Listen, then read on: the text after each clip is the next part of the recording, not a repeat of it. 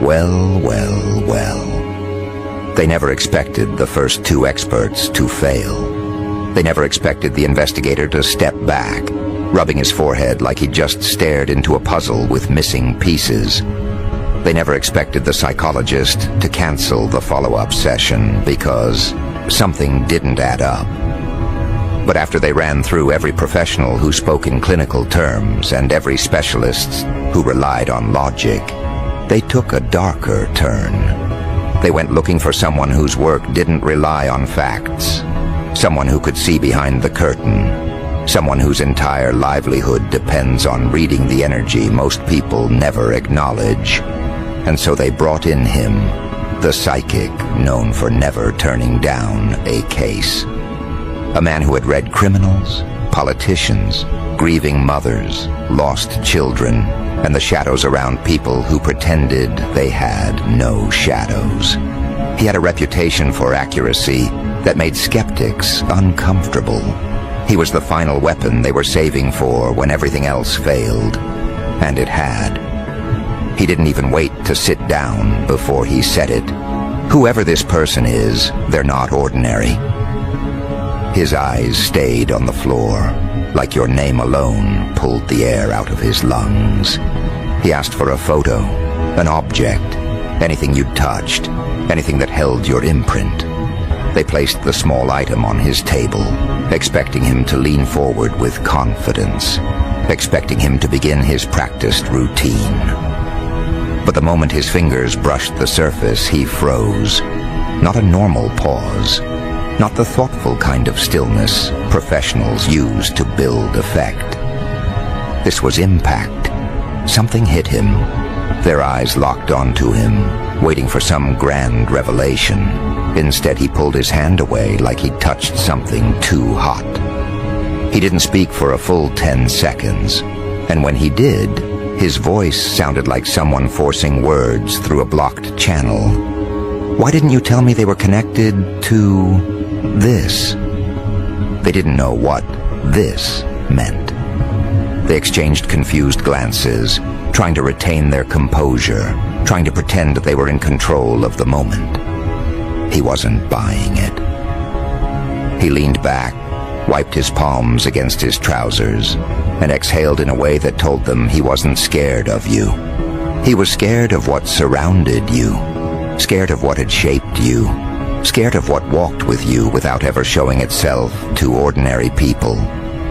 You should have warned me, he whispered, as if the room itself might be listening. He asked them nothing about your personality, your past, your patterns. Those questions didn't matter. He asked just one thing. What did you do to them? And they did what people like them always do. They lied. They softened the truth.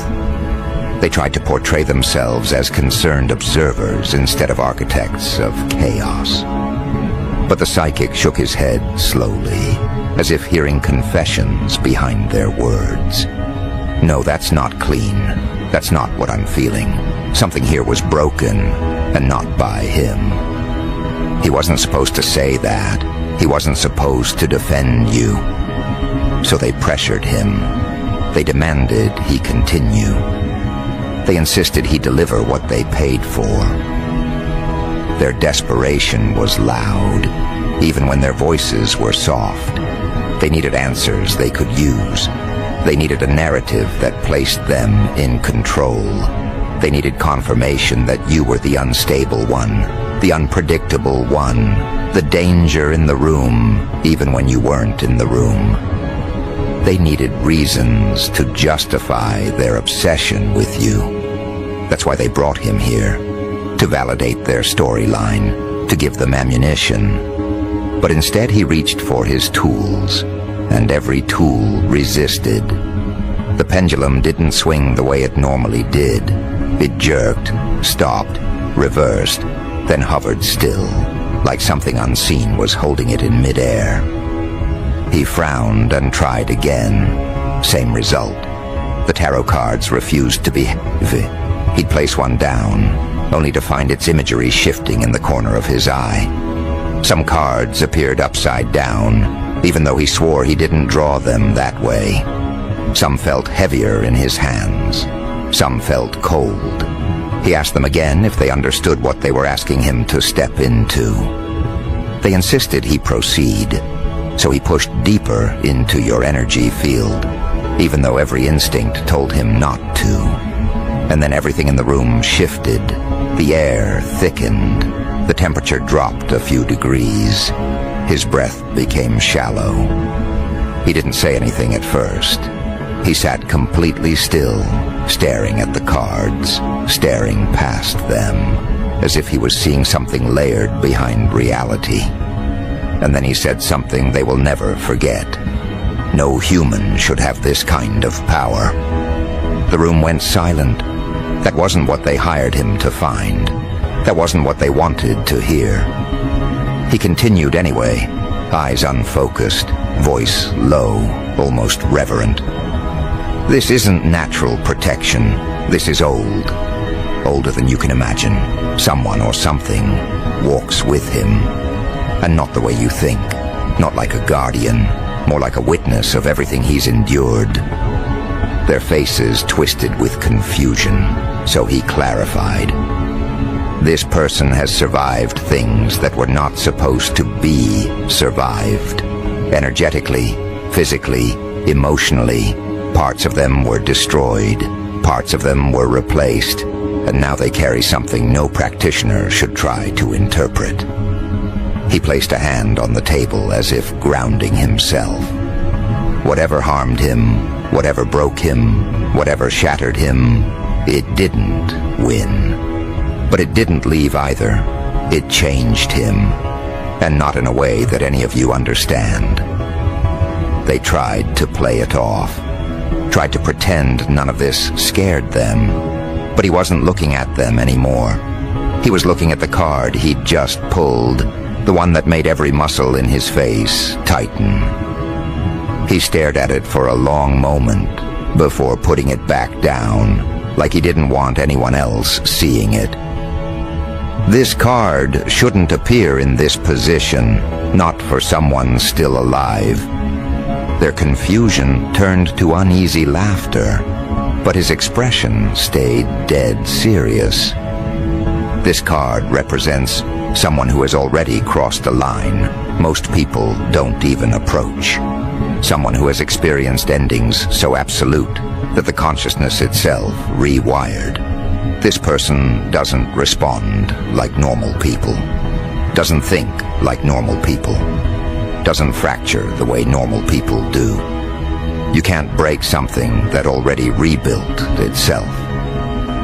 He leaned forward, voice sharper. And you didn't tell me about the interference. They froze. What interference? They asked. He shook his head. I'm not talking about people. I'm talking about the thing that keeps blocking my reading.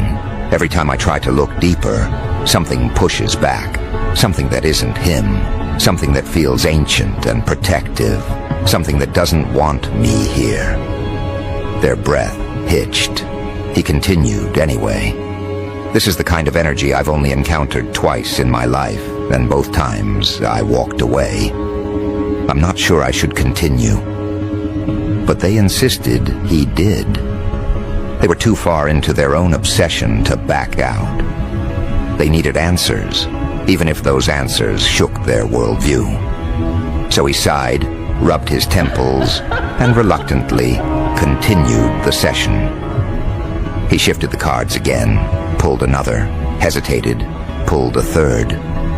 His expression changed gradually, confusion first, then discomfort, then that specific kind of dread that belongs to someone realizing they've made contact with something far beyond their understanding.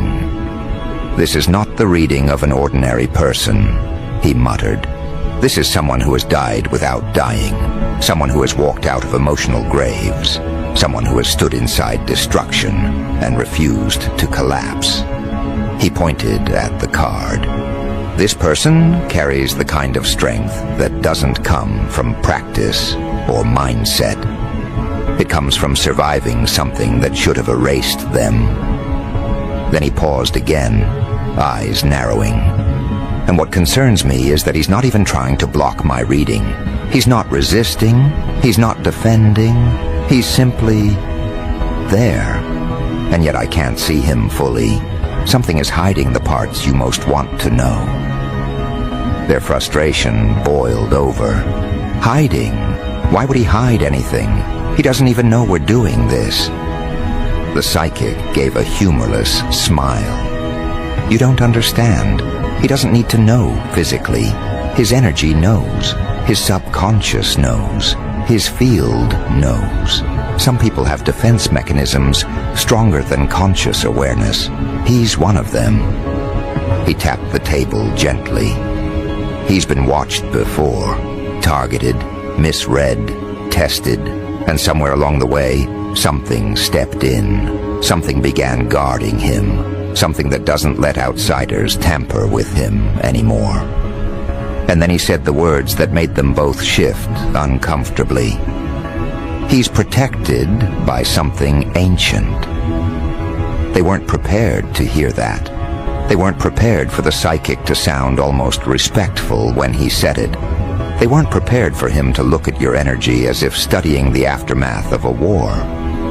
He didn't ask for this, he continued.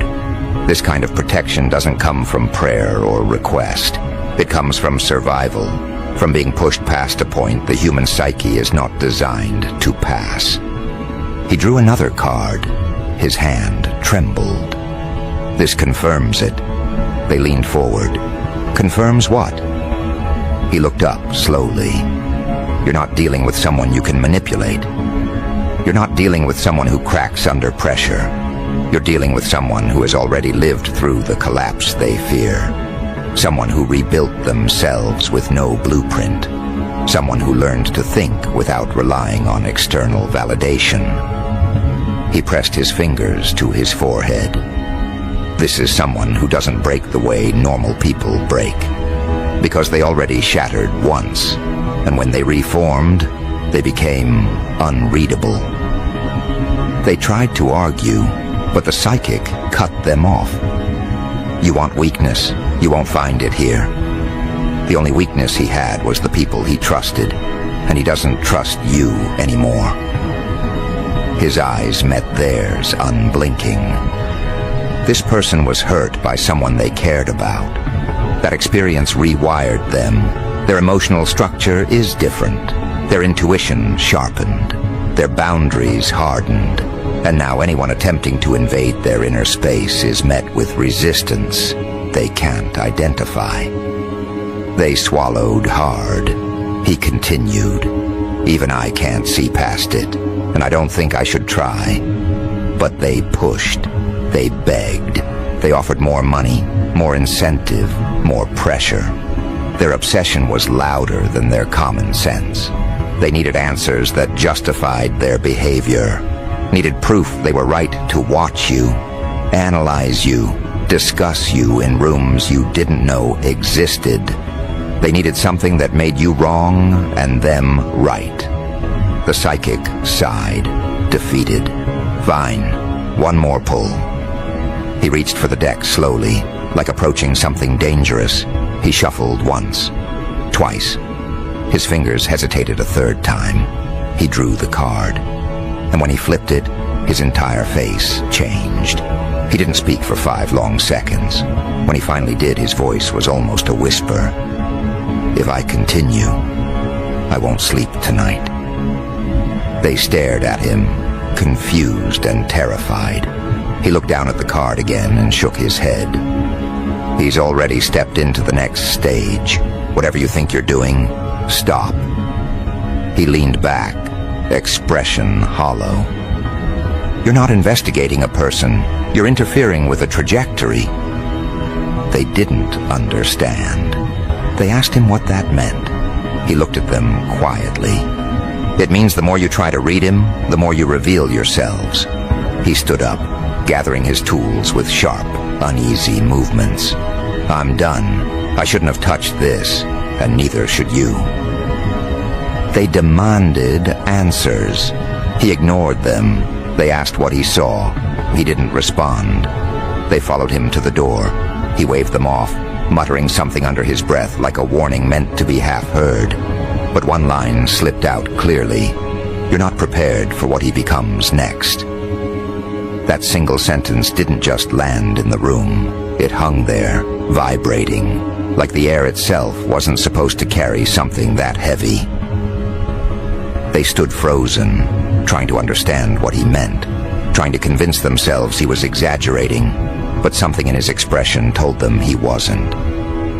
His eyes weren't wide with fear. They were tight with caution, not of you, but for them. As if he knew that once the next layer of your energy unlocked, nothing around you would stay in its comfortable shape ever again. They watched him walk down the hallway, refusing to explain anything further, and that alone scared them more than the reading itself. Psychics talk for a living. But this one couldn't bring himself to keep speaking.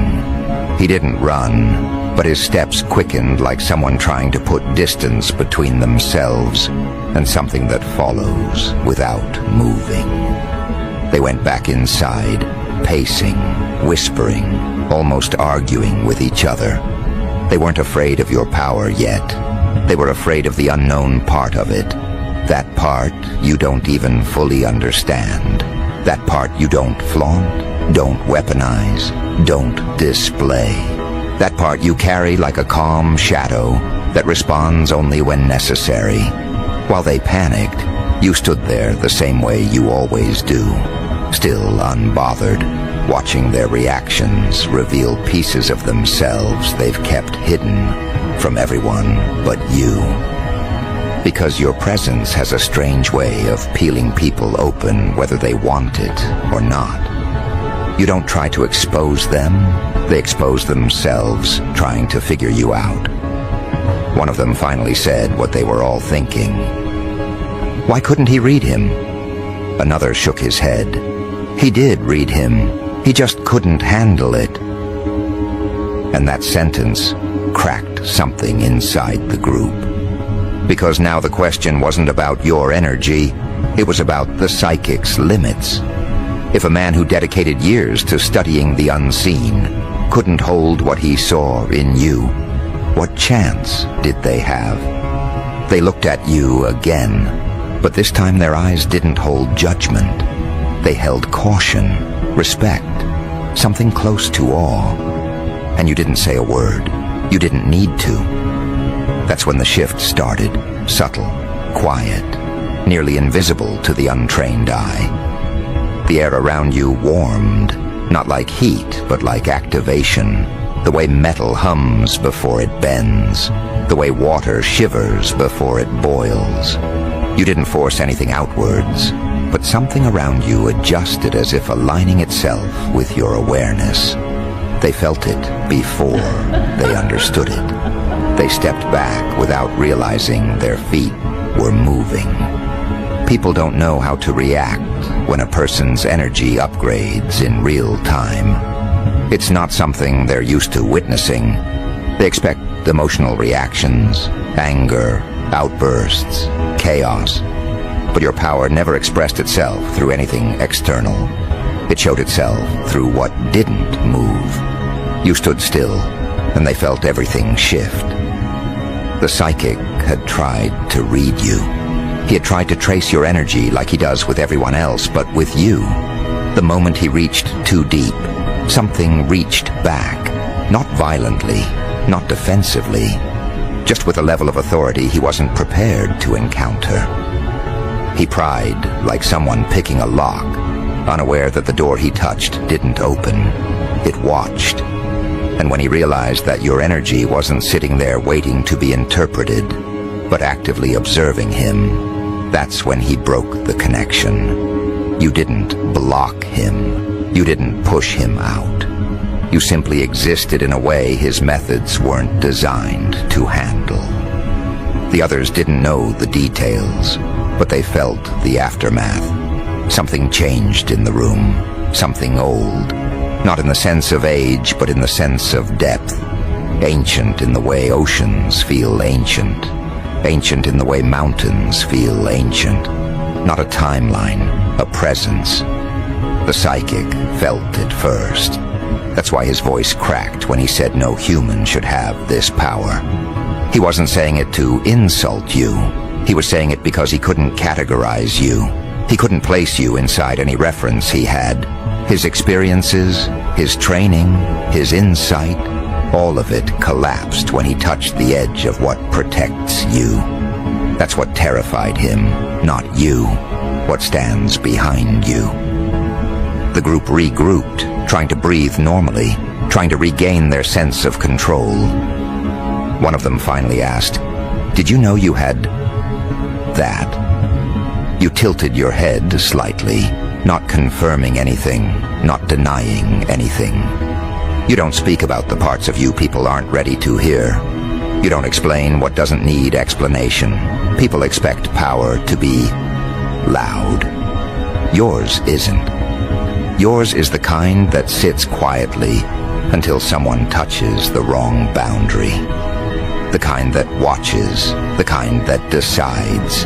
They kept asking questions that didn't matter. How long have you had this? Who taught you? Why didn't you tell anyone? What triggered it? They weren't asking because they were curious. They were asking because they were unsettled. They needed something, anything, that would make your strength feel less unpredictable. But that's the thing they don't understand. Your strength never needed permission to exist. It didn't need validation, didn't require a story, didn't come with a manual. All you said was, he shouldn't have tried to go that far. And that one sentence silenced everything around you. They didn't understand what you meant, but they understood enough. Your energy isn't something people can poke around without consequences. You're not dangerous because you threaten anyone. You're dangerous because crossing your boundaries activates something they can't reason with, something you don't summon, something that simply reacts on its own. That's when one of them brought up the line the psychic muttered on his way out. He's protected by something ancient. They repeated it quietly, almost as if saying it too loudly would attract the attention of whatever he was referring to. They tried to interpret it in human terms, as if protection meant you had someone watching over you, or you carried some spiritual token, or you followed some ritual. But they were wrong. The protection around you doesn't behave like something borrowed. It behaves like something that recognizes you, something that responds to you. It doesn't guard you. It aligns with you. They didn't understand the difference, but they felt it. They tried to discuss what kind of protection it might be, talking over each other, coming up with theories that didn't match the situation at all. Some said ancestral, some said spiritual, some said dimensional, some said universal. But none of those terms fit you. You are not a person who exists inside labels. You're a person who makes labels collapse. You walked away from the group, not because you were done, but because their energy was becoming too frantic. Their panic started pulling on the room. Their fear started amplifying the atmosphere. Fear always does that. It twists the air into something tight. But your presence adjusts differently. You stepped into a quieter space, not to hide, but to let them settle. They followed you with their eyes, not daring to interrupt you this time, not daring to accuse you, not daring to ask for explanations you weren't going to give. They thought they were evaluating your energy. They didn't realize your energy was evaluating theirs. Because while they were focused on what the psychic saw, you were focused on what the psychic didn't see. The part he couldn't reach. The part he backed away from before his own mind fractured around it. He saw the edge. He didn't see the core. He saw the guardian. He didn't see the source. That's why he refused to continue. That's why he said they weren't prepared for what you become next. Because what you become isn't something he can predict. It's something you've already begun shifting into. While they spiraled, you stayed calm. Not because you weren't affected, but because you've lived your whole life with instincts other people don't have. You've always felt something behind you, beside you, within you. A presence that watches, warns, guides, intervenes only when needed. It never interferes without reason. It never speaks without purpose. But it steps forward the moment someone tries to cross into spaces they don't belong. The psychic didn't get permission, so he was shown the door. And the people around you were left trying to make sense of a reality their minds were never trained to process. They kept replaying his expression, his tremor, his refusal to continue. They kept trying to rationalize something that can't be rationalized. Because the truth is simple. Your energy doesn't behave like human energy. It doesn't fluctuate. It doesn't destabilize. It doesn't fracture. It holds. And anything that tries to infiltrate it gets confronted by the presence that walks with you. You leaned against the wall, looking at the floor, breathing normally, unshaken. But inside you, something opened. Not aggressively, not destructively, but expansively. Like a door you didn't even know was locked. Like a memory waking up. Like a part of you recognizing itself again after years of staying dormant. You didn't summon it. You didn't reach for it. It emerged the moment the psychic tried to pry too deeply. He triggered something he didn't understand. You activated something you didn't expect. They kept watching you, waiting for you to say something that would make them feel safe again. But you weren't there to soothe them. You weren't there to shrink yourself so they could feel comfortable. You weren't there to explain what was never their business in the first place. The psychic's warning repeated itself in their heads on a loop. You're not prepared for what he becomes next. And the more they thought about it, the more they realized he wasn't talking about your future. He was talking about your present. Because what you become next isn't something you grow into. It's something you uncover, something that's been there the entire time, waiting for the moment people misread your calm for weakness, waiting for someone to push too far, waiting for someone to touch the boundary that wakes the part of you you've always tried to keep quiet.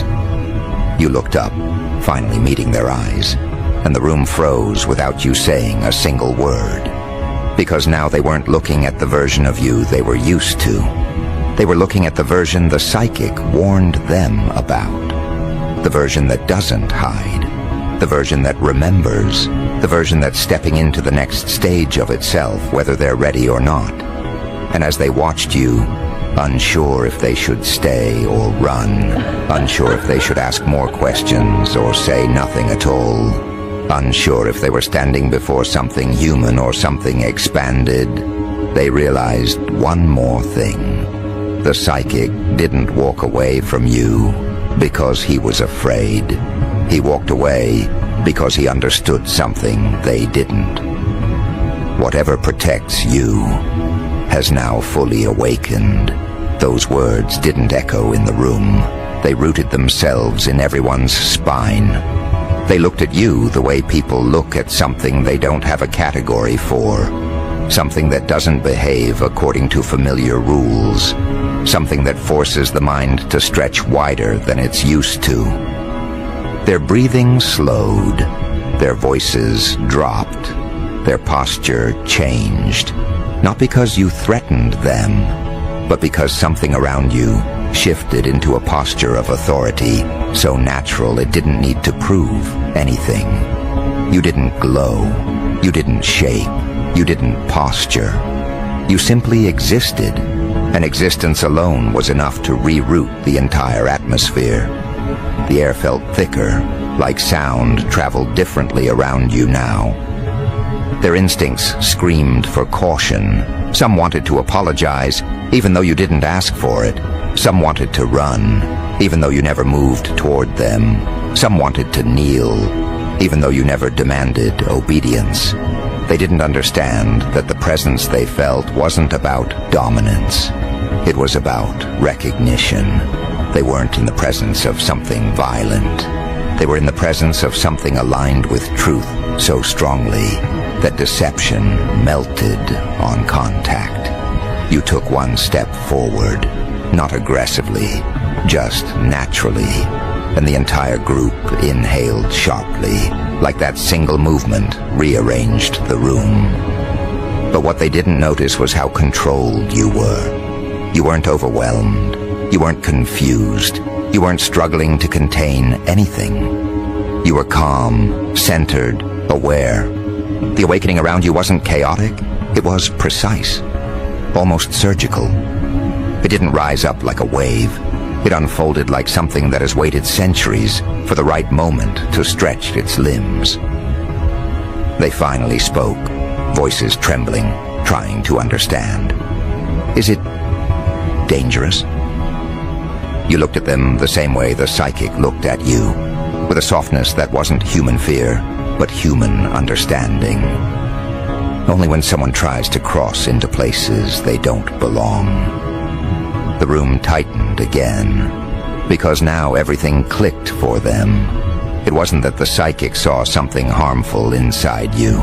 He saw something protective around you. And that's a level of power people aren't conditioned to accept. They can understand strength. They can understand intuition. But protection that responds before you even react.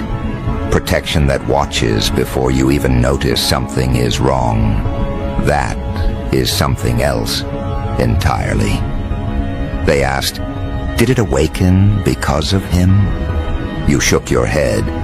It awakened because he forced an entry. That sentence hit them hard. They realized the psychic wasn't just reading your energy. He tried to push beyond your conscious layers. He tried to dig into places even you don't touch without intention. And whatever guards those places stepped forward without hesitation. It didn't ask your permission. It didn't wait for you to process anything. It reacted the moment your boundaries were breached. That's when the group finally grasped why the psychic panicked. He didn't misread you. He trespassed somewhere he shouldn't have. And something responded that he wasn't prepared to face. They remembered the look in his eyes when he backed away from you. It wasn't terror, it was recognition. A recognition so ancient it doesn't require explanation. A recognition that whatever stands behind you doesn't entertain curiosity. It respects purpose, not intrusion. You could feel their confusion shifting into comprehension, their fear shifting into something more complicated. All respect, unease, curiosity. They weren't looking at you like you were dangerous anymore. They were looking at you like you were something the world rarely produces. Someone who walks with protection that predates human arrogance. Someone who carries a force that doesn't just shield them, but scans the intentions of anyone who steps close. You finally spoke again, your voice steady. He wasn't wrong to try, but he was wrong to push. They listened closely, hanging on every word, because they could feel the weight behind your voice change. You weren't speaking hypothetically. You weren't romanticizing anything. You were speaking from direct experience, the kind people don't talk about because they don't want to be misunderstood. The kind you've lived with your whole life, but never shared because no one was ever ready to hear it. Your energy didn't awaken something external. It awakened a memory, a recognition. You've always felt a presence around you, guiding you in ways that didn't match coincidence. The right person, leaving your life without explanation. The wrong person exposing themselves before they could cause damage. The sudden urges to move, react, stop, or retreat before something harmful unfolded. The times you avoided danger without logic. The moments your instincts screamed like they were reading something invisible in the air. That wasn't intuition, that was protection. And now that it's fully awakened, it's no longer subtle. You feel it like a pressure behind you, a warmth on your shoulder, an unseen force standing in a posture that says, I decide.